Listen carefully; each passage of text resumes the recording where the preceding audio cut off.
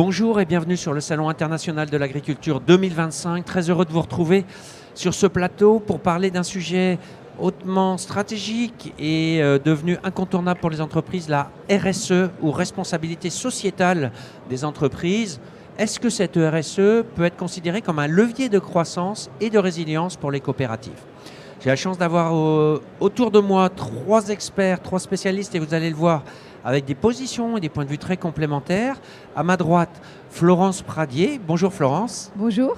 Donc vous êtes la directrice générale de la coopération agricole et à ce titre-là, vous allez vous exprimer au titre de l'ensemble des coopératives agricoles françaises et vous nous expliquerez votre point de vue. À votre droite, Simon Lefebvre. Bonjour Simon. Bonjour Laurent. Vous êtes le directeur agriculture durable et RSE, on l'a vu tout à l'heure, au sein de Bioline, qui est une entité du groupe InVivo.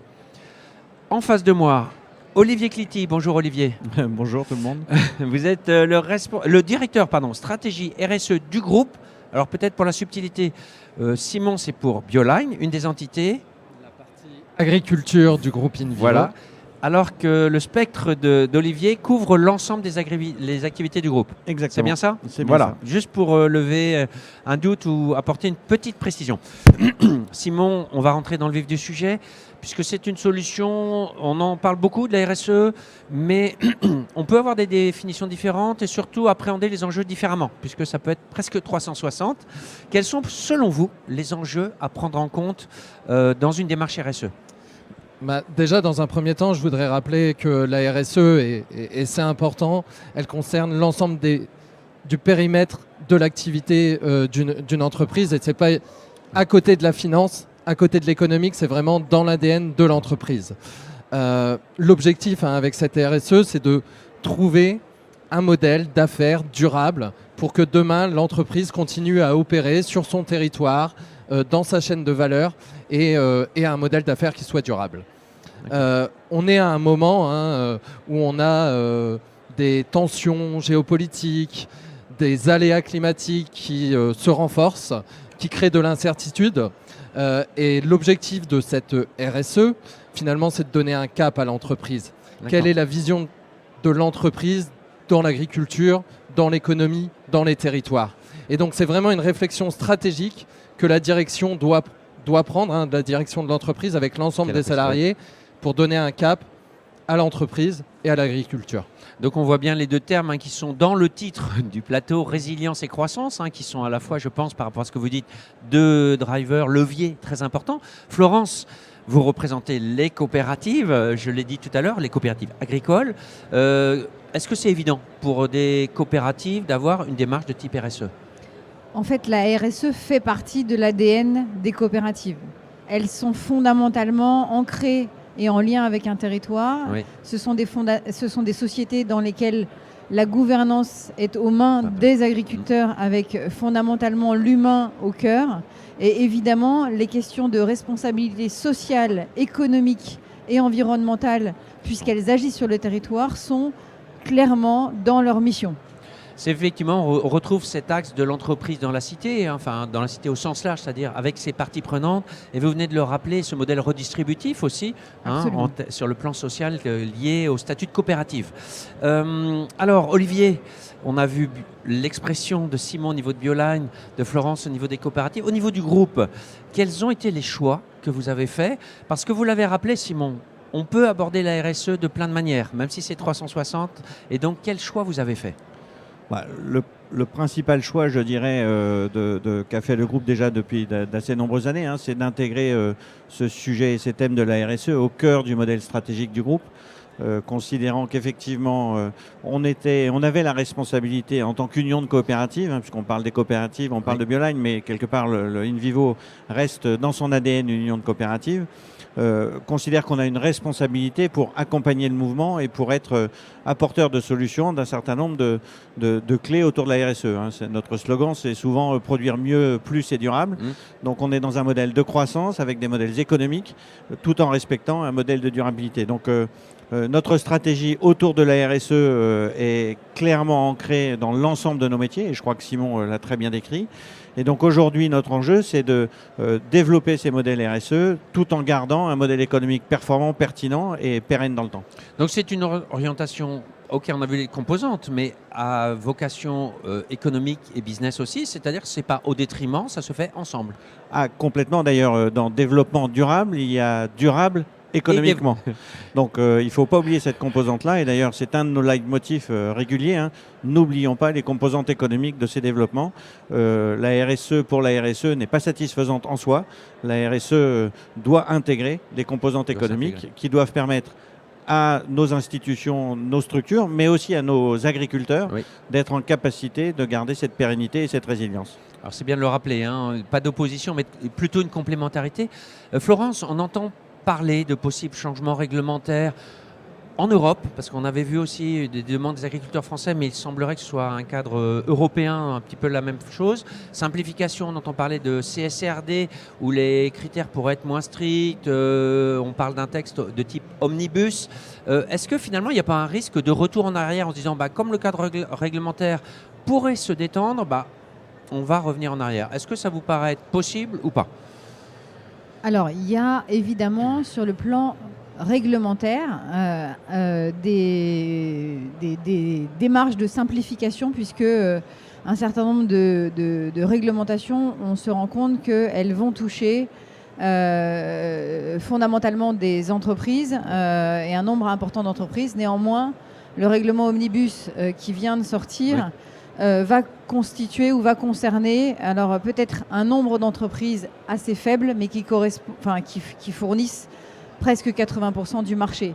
Donc on parle d'une trentaine d'entreprises qui seront néanmoins, malgré la révision du règlement Omnibus, concernées par cette réglementation CSRD, ce qui est déjà un bon point. Le deuxième sujet qui est important à mon avis à dire, c'est que moi je ne crois pas du tout qu'on est capable de revenir et qu'on va revenir en arrière. Capable tout ce qui a été fait, alors capable, c'est pas une question de capacité, c'est une question on a construit, on a promis et on avance vers des choses qui sont plus responsables. Il n'est pas entendable de dire qu'on va revenir en arrière.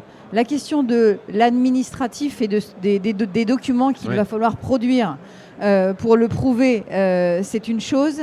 La question de l'avancée vers les transitions, vers la responsabilité sociale, économique et environnementale ne peut pas être un retour en arrière. Et je pense que c'est quelque chose qui fait la marque de fabrique d'un certain nombre d'acteurs coopératifs en France, mais aussi industriels. Notre particularité française, c'est aussi celle d'avoir été un peu les pionniers ou les défricheurs sur ces sujets-là. C'est aujourd'hui quelque chose qui a de la valeur et sur lequel on ne peut pas renoncer. Et on ne renoncera pas. D'accord. Donc on pourrait avoir simplification, mais vous l'avez dit, responsabilisation, délégation, faire confiance aux acteurs aussi quelque part derrière, c'est-à-dire peut-être moins de reporting, mais vous dites les acteurs continuent d'avancer. Alors, moins de reporting sans doute pas, parce qu'il faut des éléments de preuve, il faut aussi être capable de montrer que ce qu'on fait, ça a de l'impact et ça a de l'effet. Donc on a besoin d'avoir des leviers ou des moyens de prouver ça, puisqu'il ne s'agit pas d'être que dans l'intention, il faut bien être dans l'action et la concrétisation de ce qui est fait. Par contre, on peut probablement faire plus simple, parce qu'effectivement, ce qui est fait en chambre, avec des gens qui ne sont pas sur le terrain, n'est pas toujours facilement applicable. Et donc ça, il faut qu'on le simplifie. Par contre, il ne s'agit pas pour nous de revenir en arrière. Olivier, pour le groupe InVivo, là on a vu la réponse exprimée par Florence au nom de l'ensemble des coopératives agricoles. Le groupe InVivo, est-ce que c'est la même position? Est-ce qu'elle est différente? Alors, la position est très similaire. D'abord, on a le même ADN à la fin, donc ça serait surprenant. Non, je crois que aujourd'hui, cette directive Omnibus apporte un certain nombre d'éclairages et un certain nombre de leviers pour prendre un petit peu d'air. Bien entendu, on va continuer. On a nos politiques sont déjà lancées, nos modèles de transformation sont en cours. Alors, on n'a pas toutes les solutions partout, mais en tout cas, c'est déjà largement lancé. La vertu de ce décret, c'est que ça va donner un petit peu d'air et un petit peu de temps pour gravir cette montagne et permettre un peu plus de progressivité et de capacité d'adaptation de l'ensemble de nos organisations pour être en capacité à la fois de basculer d'un modèle d'intention à un modèle de preuve. Et c'est ces indicateurs qu'il faut qu'on arrive à construire. Et aujourd'hui, une des difficultés que nous avions dans le modèle de CSRD tel qu'il est défini aujourd'hui, c'est qu'on nous demande des justifications sur des choses où on est parfois en peine de les mesurer correctement, à des coûts financiers accessibles. Donc l'idée, c'est vraiment de profiter de ce temps qui nous est donné, ou probablement donné, parce que pour l'instant... on n'a encore pas analysé complètement l'ensemble des détails, mais qui nous est probablement donné pour essayer de continuer d'avancer à un rythme qui soit plus supportable pour l'ensemble des organisations et aussi nos agriculteurs. Encore une fois, cette transformation, globalement, il y a des fortes intentions, mais nos agriculteurs doivent être accompagnés. Florence, les coopératives, vous l'avez dit tout à l'heure, c'est dans l'ADN des coopératives.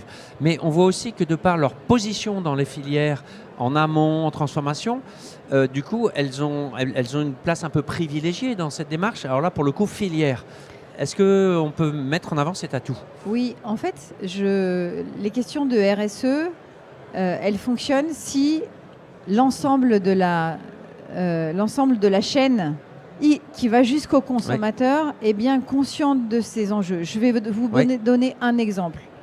Entre un produit qui est fabriqué avec tout cet engagement RSE, la démonstration de ce qui est effectivement fait en matière sociale, environnementale, et un autre produit qui n'aurait pas ces mêmes contraintes ou qui ne se serait pas donné ces mêmes contraintes, il faut bien que le consommateur en ait conscience au bout du bout pour qu'il ait le choix d'acheter ou pas en connaissance de cause. Les coopératives, elles vont de l'amont à l'aval, c'est-à-dire qu'elles travaillent à la fois sur le terrain agricole, sur le terrain industriel et parfois même sur le terrain de la distribution. Elles vont jusqu'à distribuer certains produits. Et cette connaissance de l'ensemble de la chaîne alimentaire fait qu'on arrive, c'est comme un engrenage. Vous avancez avec le monde agricole, vous avancez avec le monde agro-industriel et la transformation, vous avancez avec la distribution. Les coopératives ont cette capacité à faire le lien entre la consommation et la production. Et ça, c'est un vrai atout, je pense, parce qu'on peut transformer, on peut amener ces produits qui sont fabriqués dans des conditions, je dirais, vertueuses, qui font partie de l'ADN des coopératives et qu'on doit arriver à mieux, sans doute, valoriser auprès du consommateur pour déclencher un acte d'achat qui entraînera l'augmentation de la production dans ces conditions-là. Donc on verra effectivement le cercle vertueux aussi de la demande qui pourrait être là, et puis on verra aussi la question économique et le financement. Est-ce que le consommateur est prêt à payer pour ça ? Mais il y a aussi un environnement international qui est très changeant, avec des blocs qui sont en train de bouger dans leur positionnement, des tarifs douaniers annoncés comme en hausse qui peuvent fermer certains marchés. Est-ce que la France et surtout l'Europe ne se retrouvent pas dans une situation où ils doivent eux-mêmes peut-être revoir les règles du jeu ? Parce qu'on était sur des échanges multilatéraux. Quelle est votre position par rapport à ça ? Notamment avec ces standards RSE qui sont élevés en Europe, dont vous venez de nous parler, peut-être pas aussi présents dans d'autres continents, ou sur d'autres continents plutôt. Alors, évidemment, on vit un moment en ce moment qui est un moment avec beaucoup de challenges, beaucoup d'enjeux. Les équilibres de force sont en train de se repositionner. Ça a une influence évidemment sur le monde économique. Et la solution de facilité pourrait être de dire, puisque tout le monde fait n'importe quoi ailleurs, allons-y, faisons aussi n'importe quoi. Je pense que ça n'est pas ce qu'il faut faire. Je pense qu'au contraire, notre force, et l'Europe doit en tenir compte. Est-ce que demain, ce sera la barrière ou une façon de faire barrière, je dirais, à des produits qui n'appliqueraient pas les mêmes standards de production que nous ? Oui, je pense qu'il faut qu'on aille à fond là-dessus. Il faut qu'on fasse de cette force-là, force française et européenne, d'être en avance sur ces sujets, de penser que la RSE est un enjeu majeur pour l'ensemble de nos concitoyens et de la planète également. Il faut que ce soit une force européenne et que ceci soit bien pris en compte aussi pour limiter probablement des échanges avec des produits qui ne respectera pas ces standards de production.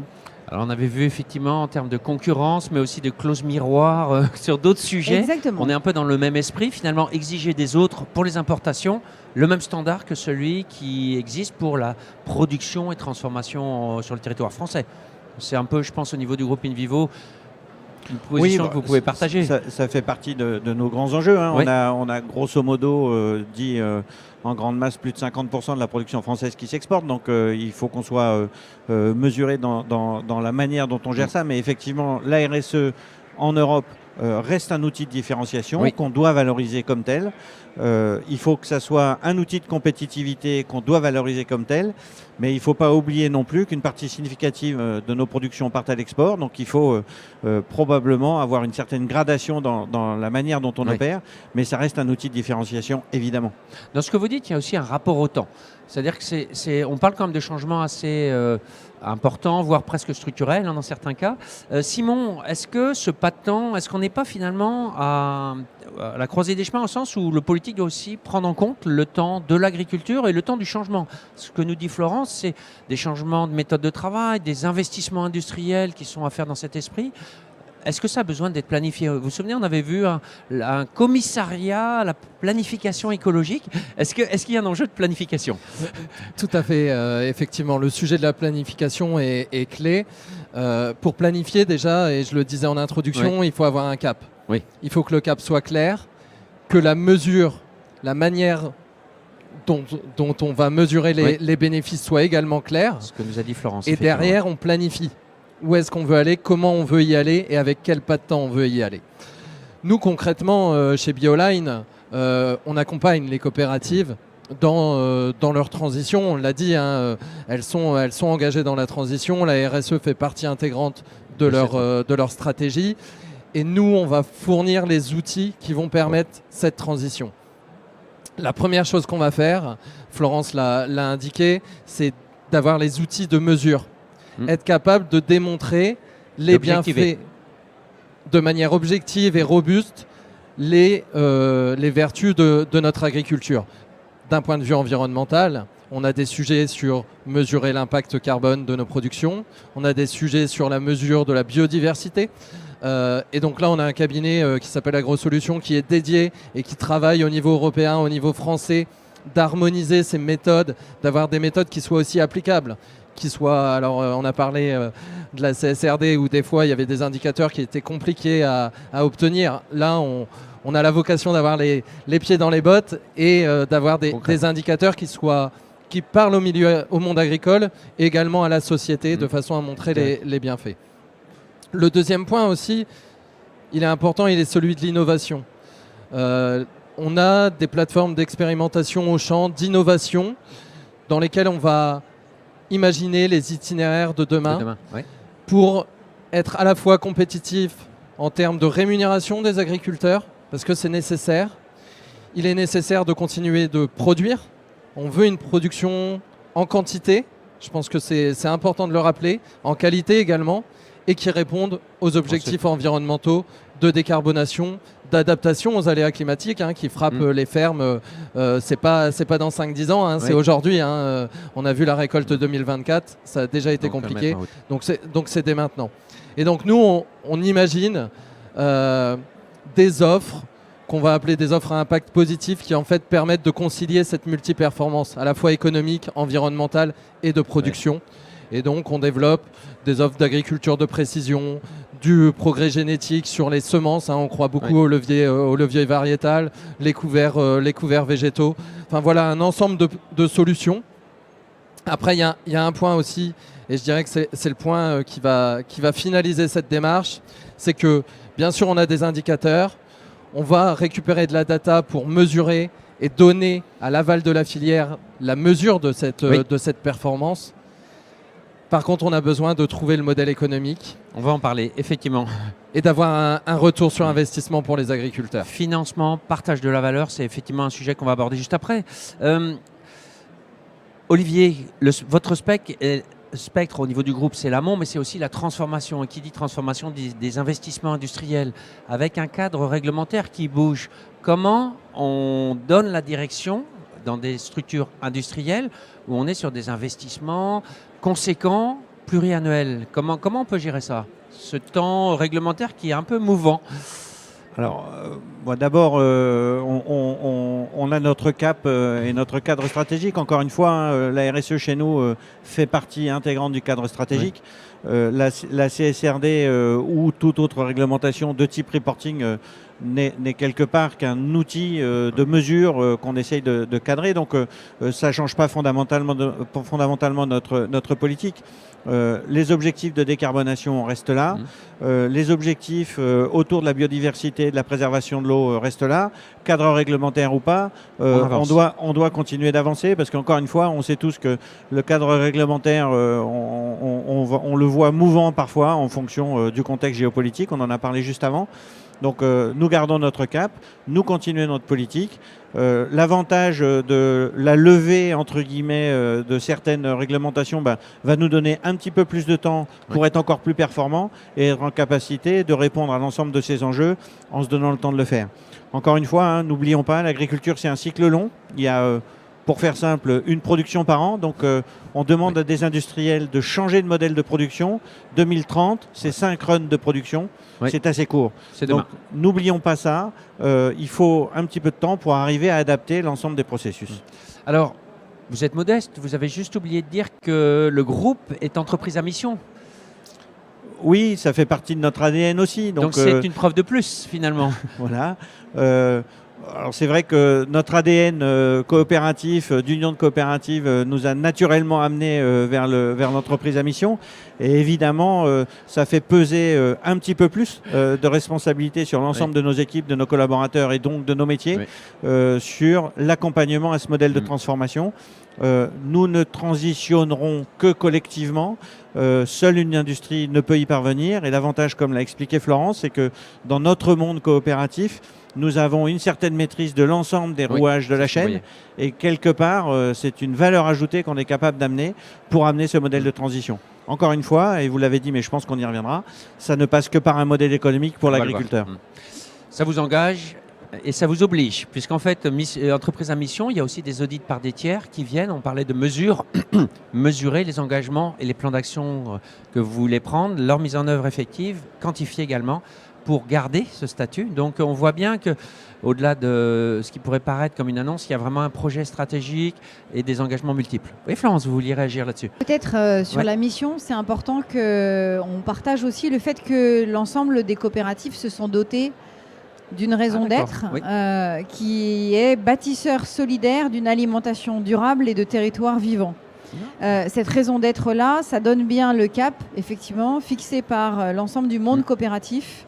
Bâtisseur solidaire d'une alimentation durable et de territoires vivants, c'est extrêmement structurant et extrêmement engageant pour l'ensemble des coopératives. Donc je rebondis sur la mission, mais c'est aussi une forme de mission générale dont se sont équipés l'ensemble des coopératives du secteur.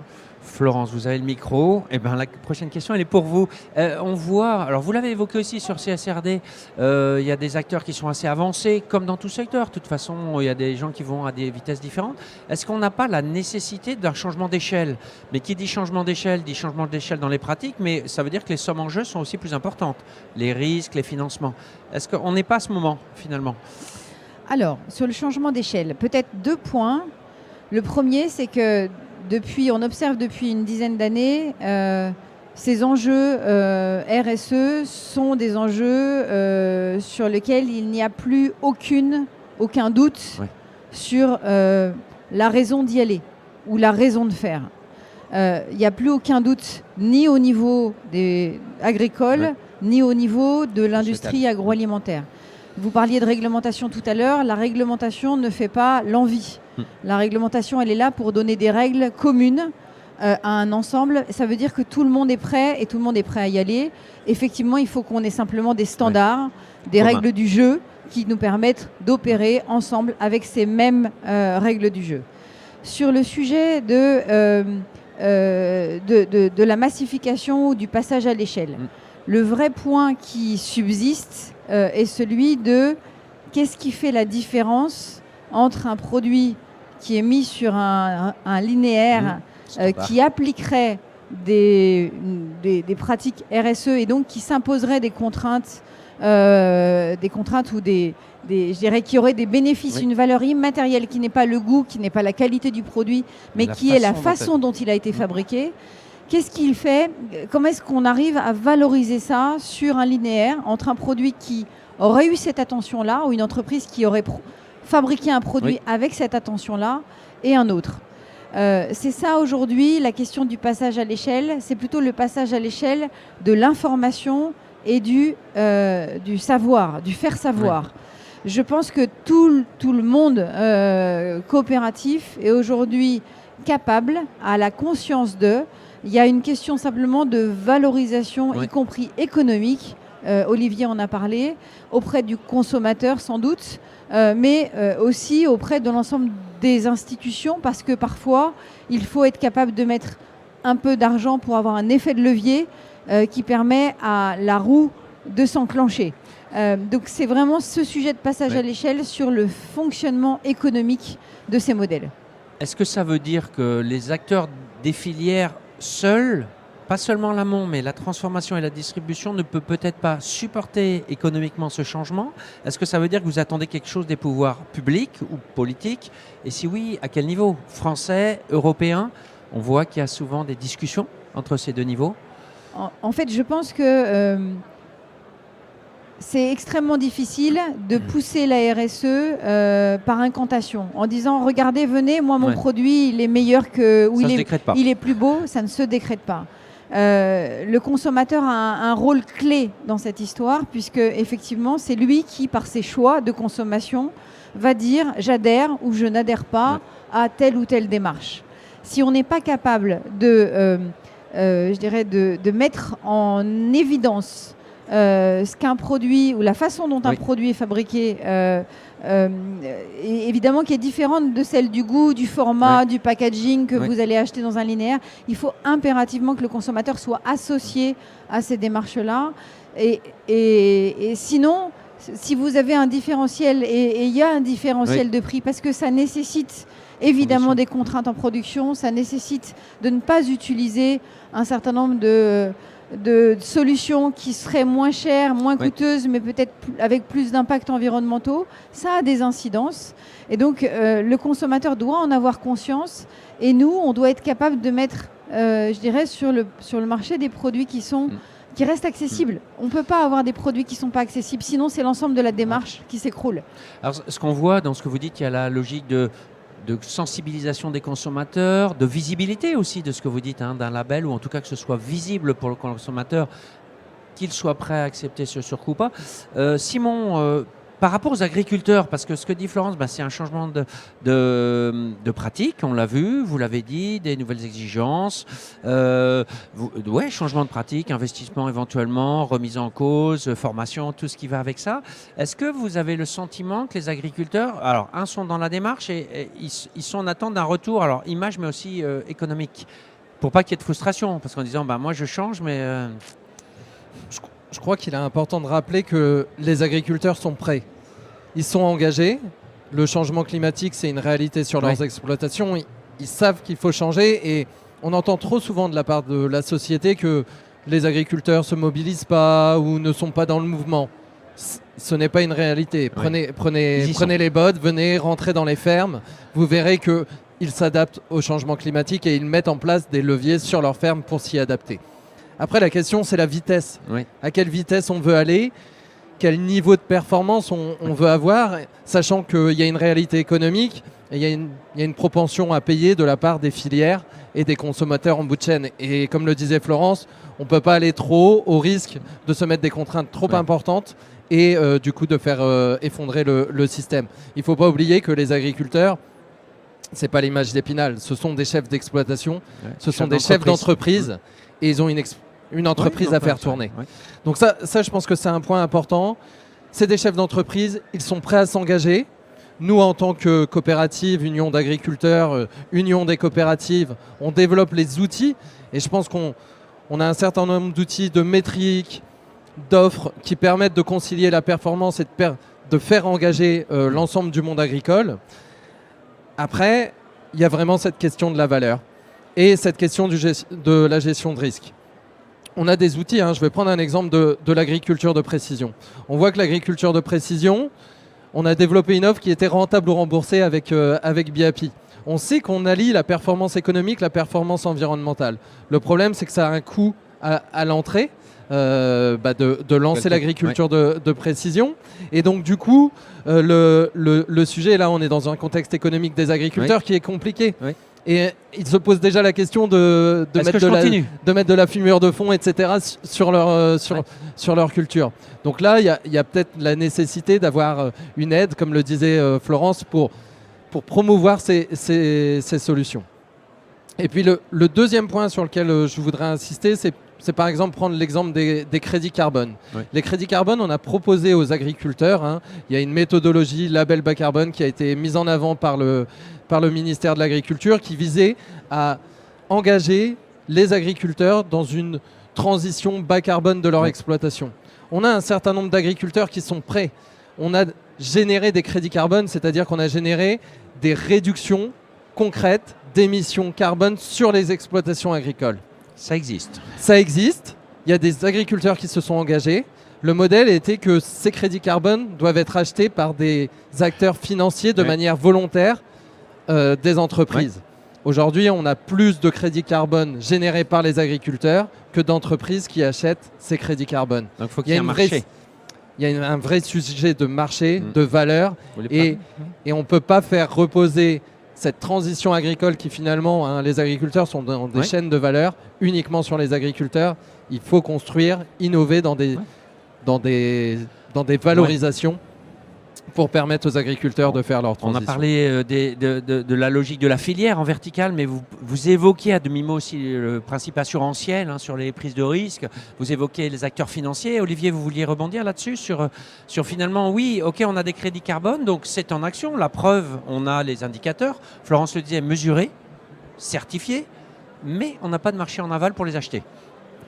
Alors peut-être pas assez, Simon. C'est peut-être pas blanc ou noir, mais en tout cas pas suffisant. Comme toujours, tout est dans la mesure. Voilà. Je crois que les crédits carbone générés montrent que le monde agricole est déjà en route. Oui. On a encore des sujets d'optimisation de coûts de revient, puisque quelque part, il y a aussi ça. Pour avoir un marché, il faut la rencontre d'un acheteur et d'un vendeur sur un prix. Aujourd'hui, on a encore des coûts de revient qui sont probablement un peu trop élevés pour rencontrer ce marché. D'où l'ensemble des travaux qui sont faits par InVivo, mais aussi par les coopératives pour essayer de trouver des clés pour abaisser ce coût de revient. Ça, c'est une première brique. Et la deuxième brique, je crois, c'est qu'à la fin, ça devient une responsabilité collective. C'est-à-dire qu'effectivement, quand on voit certains grands acteurs qui achètent des crédits carbone au Brésil ou ailleurs à des coûts de revient qui sont beaucoup plus faibles, on se retrouve dans des situations de compétitivité relative qui sont complexes. Donc peut-être là-dessus, comme sur beaucoup d'autres choses, en ce qui concerne la transition, il faut un modèle économique. Il faut peut-être au début, pour initier le mouvement, un accompagnement, soit réglementaire, soit financier, mais en tout cas, il faut un petit coup de pouce pour arriver à mettre les choses en route. Et ensuite, c'est le collectif qui doit porter cette responsabilité collective, parce qu'encore une fois, comme l'a dit Simon, on travaille pour le bien de la communauté, pour le bien de l'ensemble. L'ensemble des puits carbone qu'on essaye de constituer avec les exploitations agricoles, c'est pas juste pour les exploitations agricoles, c'est aussi pour l'ensemble du collectif. Tout à fait. Et donc, quelque part, on doit partager cette responsabilité, que ce soit au niveau de l'agriculteur, on parle souvent de lui, au niveau des industriels de l'agroalimentaire, on les inclut bien entendu dans la chaîne. La distribution doit jouer le jeu également dans la reconnaissance de ces différences et de cette différenciation par les modèles qualitatifs et les modèles environnementaux, et le consommateur à la fin, pour qu'il prenne conscience que ce qu'on fait, c'est aussi pour lui et pour ses enfants. Donc il va falloir en parler aux consommateurs. Florence, je reviens sur le financement pour être sûr d'avoir bien compris. Est-ce que c'est au niveau français ou au niveau européen? Parce qu'il y a quand même derrière des financements publics qui pourraient être mobilisés. Et est-ce que c'est la PAC ou est-ce que c'est autre chose? Alors, c'est autre chose. Je vais prendre un exemple. Si il y a un coût à l'entrée qui existe, comme n'importe quelle activité. Ouais. Si vous décidez de monter une boutique dans une rue pour aller vendre des produits, vous devez acheter la boutique avant que la boutique ne tourne. L'aménager. C'est un peu la même, j'utilise cette métaphore-là, mais le coût à l'entrée de l'achat ou de l'acquisition de l'espace dans lequel vous allez finalement commercialiser vos produits, il existe. La RSE, c'est un peu pareil. Il y a un coût à l'entrée qui existe et qui est important. Ce n'est pas un coût neutre. Ça nécessite de changer parfois des machines, si on décide de passer de machines qui sont branchées sur de l'énergie fossile pour passer sur de l'électrique, par exemple, si on parle de carbone. Sur le labour, ça veut dire probablement aussi changer un certain nombre de pratiques qui n'ont effectivement plus rien à voir. Ça veut dire des investissements capitalistiques importants. Et ça ne peut pas être pris par la PAC, dont la vocation est plutôt celle d'abaisser le coût de l'alimentation pour l'ensemble des concitoyens européens. Il y a évidemment des leviers sur lesquels la PAC, la politique agricole commune, a une possibilité de dire mais je vais donner plus d'aide à ceux qui font mieux que d'autres. Mais il y a par ailleurs ce coût d'achat de la boutique qui, lui, n'est pas pris en compte. Et donc, il est important qu'on ait, et on milite, nous, à la coopération école, pour avoir un fonds de transition agroécologique européen qui permettent, séparés de la PAC, complémentaires de la PAC, mais qui permettent de faire ce premier pas. Derrière, une fois qu'il est fait, la mécanique économique fonctionne. On arrive à avoir des différentiels prix qui ne sont pas si élevés. Mais si on est dans un rapport prix de 1 à 2, le consommateur n'ira pas. Je ne sais pas fabriquer un projet où j'explique au consommateur, venez, de toute façon ça va être plus cher pour vous, mais venez, c'est mieux. Non, ça ne marchera pas. Je ne crois pas à ça. Je pense qu'il faut qu'on arrive à gérer ces deux sujets. Et ce fonds de transition agroécologique est évidemment fondamental pour nous. Vous avez une idée du montant ? Alors, à l'échelle européenne, difficile à apprécier. À l'échelle France, on a évalué au niveau des coopératives que uniquement sur la question du carbone, je ne prends pas d'autres questions parce que faut qu'on prenne un point. On a besoin d'à peu près 1,5 milliard pour arriver à lancer la machine. C'est beaucoup. C'est beaucoup et c'est pas beaucoup à la fois. Donc, je pense que voilà, sur ce seul sujet carbone, on sait à peu près ce dont on a besoin. Estimé.